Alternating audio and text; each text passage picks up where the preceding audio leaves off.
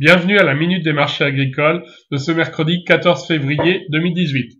L'information du jour concerne toujours l'Amérique du Sud avec la partie sécheresse qui continue à se déployer puisqu'il y a très peu de précipitations de prévues sur les 14 jours à venir et les seules pluies qui tombent, ce sont des pluies très faibles.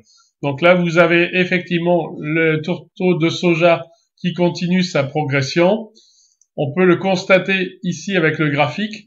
Donc, il est resté sur les dernières semaines, derniers mois, encadré entre les 310 $ la tonne et les 340 $ la tonne et vient de s'en extraire par le haut, projeté tout de suite en direction des 370 $ la tonne.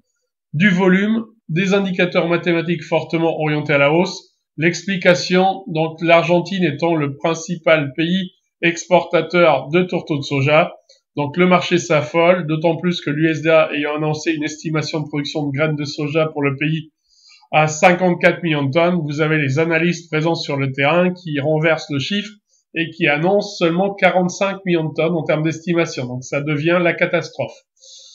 Si on regarde les chiffres du jour, donc c'était l'inflation qui était attendue au niveau données économiques. Elle est ressortie en hausse à 1,8%, donc cette inflation corps retirée de la partie alimentaire et de la partie énergétique, projetant ainsi le taux à 10 ans américain de nouveau sur ses plus hauts à 2,9%, donc soit un plus haut de l'année 2014.